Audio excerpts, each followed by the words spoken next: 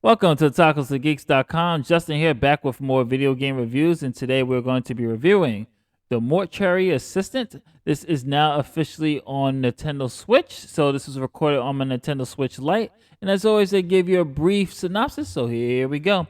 Having completed your degree in mortuary science, you have taken on an apprenticeship at River Fields Mortuary. Over the past several months, you have logged many hours aiding the mortician in daily tasks, along with learning the ins and outs of embalming processing, as well as how to properly handle and care for the deceased. Late one night, you are called into work to handle some embalmings. Death doesn't keep daytime hours, but there's something different about these bodies because there's something different about you. The phone rings with the mortician on the other end. The rumors are true, and you cannot leave. This, I have to say, it's very hard for me to get scared because I consume horror like water, especially knowing like I have Shudder and I play horror games. But this is the first game in a long time where I legit was tense. I felt my blood pressure rising. I had to play this game in spurts. I could not just go run through it because of how well this game was made. And you've seen the YouTubers, you've seen people who had the PC talk about how great this game is. And for my Switch owners, I have to say this is definitely a must get game. This game is following Rebecca, as the synopsis states, and she is going to be under this mortician, but things are not as they seem. As she gets there, and she is told that she can't leave because there is a demon that is hell bent on possessing her.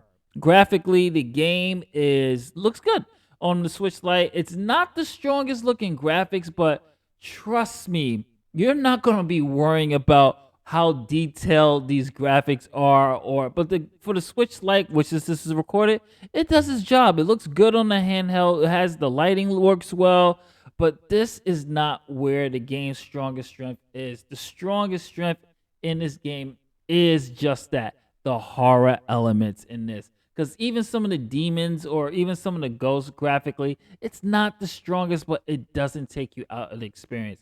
Sound and gameplay is what's going to keep you going in here. But graphically, it does a great job of using the environments, using the lighting, and playing with the lights and flickering the lights. I really had no issues with frame rates on anything on my handheld mode. It works fine. It's doable. Now for the gameplay. Now the object of this game is simply this: you are going to be embalming three bodies, and it's kind of a guess who type of scenario where you have to figure out which one of these dead bodies is actually the demon. And this is where the game shines, because there are tons of things that just sometimes randomly happens or randomly generated that's either going to throw you off or scare the bejesus out of you, because this game brings it. And when it brings it, it brings it. I mean, there's moments in here in this game where I'm doing the bottom, and then something like this happens. Lights just turn off, and then you're like, "What the hell's happening?" And then next thing you know, you get a quick flash, and then there's the demon up, and then boom, and it's just, it throws you off. You feel like you are Rebecca because it messes with you psychologically. You can just be doing basic stuff while just walking around, and you can just hear the demon just knocking on the door. You'll hear some laughing. Something drops in the other room. Lights will be flickering. It does a great job of really feeling like you are in one of those horror movies where the demons are trying to take over, or where you're in, or where you're actually really dealing with a demon. Now the controls is really fairly simple when it comes to the embalming process. You have a to-do list which thankfully guides you every step of the way of what you have to do the embalming, such as pouring things into a container. You have to do the scalpel, the eye caps. It's pretty simple and straightforward. Once you get the hang of it, like any job, you're gonna breeze through the embalming process, but there is a little bit of trickery what you have to do. You have to discover what the demon is, and to do that, you have to look at and do certain things to see if there's markings. You gotta check if the demon moves or something's out of place. There's so much subtlety in this game that makes you wonder which one is the demon. It's not easy to guess, but once you guess, or once you think you have the demon, and there's activities going around, you're going to be like, "Oh my god, this demon! This could be the demon." But be careful because you could be burning the wrong body, and next thing you know, you're not going to know you're possessed. So let's go into sound.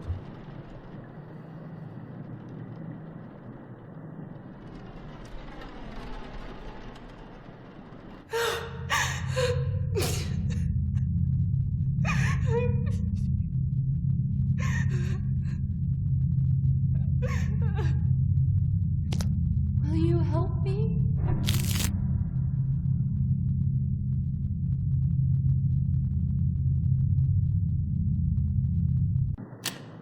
You should have fucking died.